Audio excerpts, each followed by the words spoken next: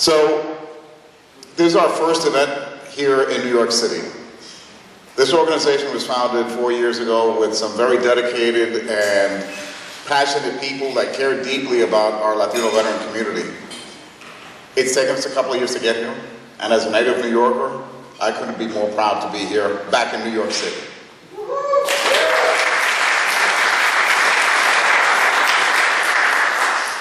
I've got to read the remarks, so I'll read the remarks and then we'll get on with the program.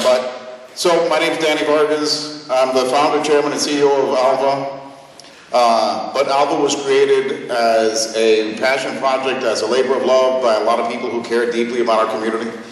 So this is not something that I did by myself. It's something that I did as a way to be able to give back to the community of veterans and servant leaders that we all care about so deeply. I want to thank the Central Park Boathouse for having us in this beautiful venue. Isn't this a beautiful place?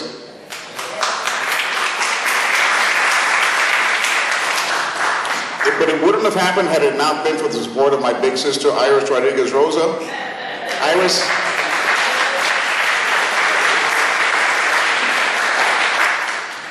And I couldn't be more touched and fulfilled to be at this venue doing this with you tonight by also having my son Daniel with us.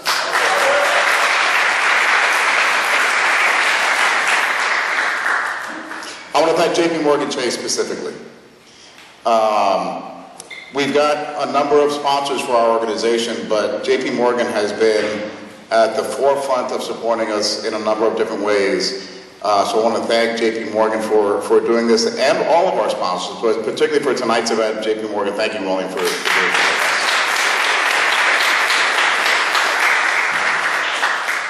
I'm going to tell you a little bit about ALVA in case you don't know much about the organization.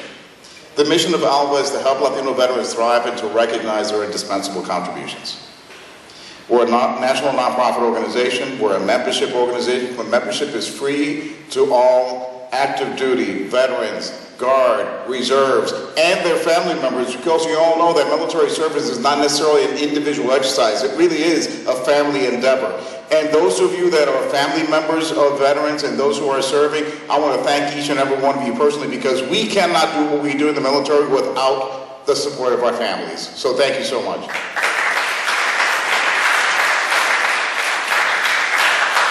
A little bit of what we do, we focus on 5 key pillars of areas. We focus on workforce development and job placement, entrepreneurship, information on resources and benefits, because that's an area that our community in particular doesn't do well in terms of being able to access the benefits that they've earned. Advocacy, so have a voice on public policy as both Latinos and veterans. And yes, telling the stories of Latino contributions to our military from the Revolutionary War to today. Our nation would not be what it is today without the contributions of Latinos throughout U.S. history. And I will tell you just on a personal note, on that aspect of information on resources and benefits, one of the areas that I care about deeply is making sure that we access mental health resources. We have a double stigma as Latino veterans.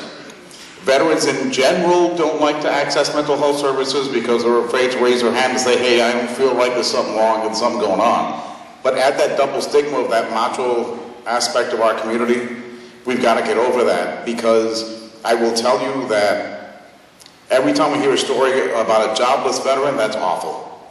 Every time we hear a story about a homeless veteran, that's horrible. But every time we hear a story about a veteran who has taken his or her own life because they did not access the mental health resources that they deserve and needed, that is a national tragedy. We need to do better.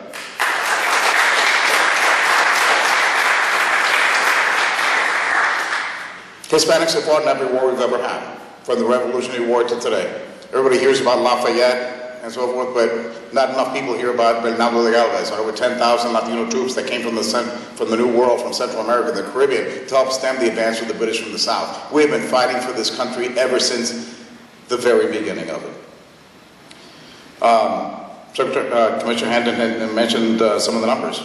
There are currently today 1.5 million Latino veterans in our country today. We make up about 19% of the total active duty force, 25% of the Marine Corps, but we're only about 8% of the officer corps, and less than 3% of the flag officers.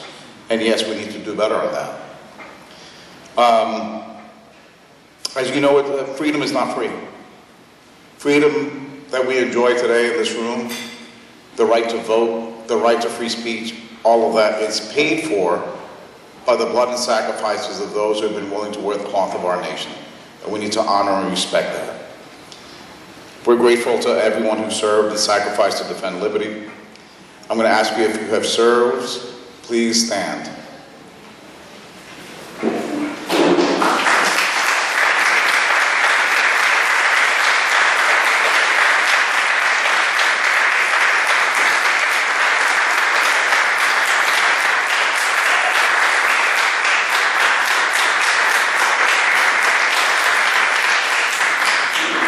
God bless you, we honor you.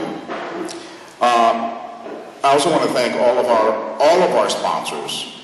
I know Wells Fargo is here tonight as well. And I want to thank all of our partners. I want to thank our volunteers. I want to thank our previous honorees. If you are a member of the ALVA Advisory Council, if you're a previous honoree, if you're a board member, please raise your hand. Thank you so much.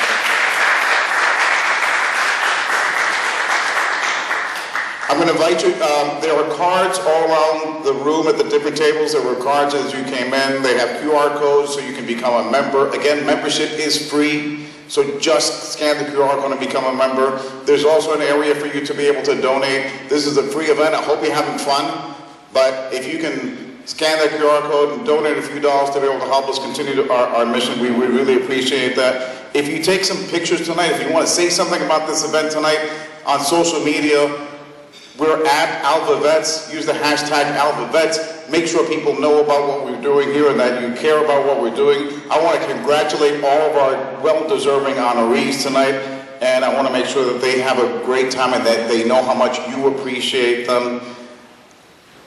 And in closing, I just want to say this. There is nothing more special than the ability to say thank you. There are men and women today all around the world who are wearing America's uniform that missed out on Thanksgiving dinner with their families, that are going to miss out on a Christmas with their families. They're going to miss out on Hanukkah with their families because they're serving overseas. So just in silence right now, just let us bow our heads and say thank you to all of those who have served and sacrificed in the past, who continue to serve and sacrifice today. Because those of us who did serve, each and every one of us, I'm sure, have experienced that holiday moment without our families because we're serving our country. And this is our opportunity to say thank you. Thank you again so very much. And it's my honor to be able to introduce William Jaramillo from JP Morgan Chase.